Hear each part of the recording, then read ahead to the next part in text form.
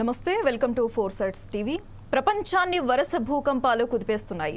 వెనుజులాలో వరుసగా 2 భూకంపాలు సంభవించడంతో ఆ దేశం ఒక్కసారిగా వణికిపోయింది. జపాన్లో కూడా ఇప్పుడు అదే పరిస్థితి వచ్చింది. జపాన్ ఉత్తర ప్రాంతంలో రిక్టర్ స్కేలుపై 6.9 తీవ్రతతో భూకంపం సంభవించినట్లు అధికారులు చెబుతున్నారు. అయితే వెనుజులాలో సునామీ హెచ్చరికలు నమోదు చేయగా జపాన్కి మాత్రం అలాంటి హెచ్చరికలు రాలేదు.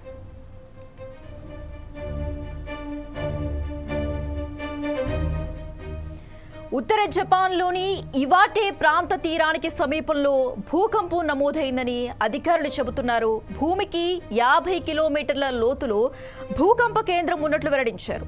ఈ భూకంపం సంభవించిన వెంటనే ప్రజలు భయాందోళనకు గురై వెంటనే ఇళ్ల నుంచి బయటకు వచ్చారు. భారీ నష్టం చేకూరలేదని, ఎలాంటి ప్రాణ అలాగే ఆస్తి నష్టాలు సంభవించలేదని చెబుతున్నారు.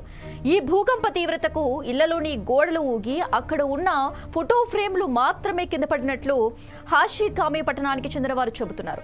జపాన్ ప్రభుత్వ ప్రసార సంస్థ ప్రసారం చేసిన దృశ్యాల్లో హాచినోహే నగరంలో ట్రాఫిక్ యథావిధిగా కొనసాగటం, ట్రాఫిక్ సిగ్నల్లు సక్రమంగా పనిచేయటం కనిపించింది.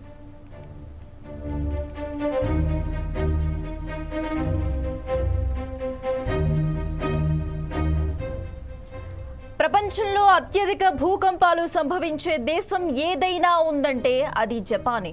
ఇది పసిఫిక్ మహాసముద్రంలోని రింగ్ ఆఫ్ ఫైర్ ప్రాంతంలో 4 ప్రధాన ప్లేట్ల ప్రాంతంలో ఉండటంతో ఎక్కువగా భూకంపాలు, సునామీలు సంభవిస్తుంటాయి. ప్రతి సంవత్సరం వందల సంఖ్యలో భూకంపాలు సంభవిస్తుంటాయి. ప్రపంచవ్యాప్తంగా నమోదయ్యే భూకంపాల్లో సుమారుగా 18% జపాన్లోనే చోటు చేసుకుంటాయి.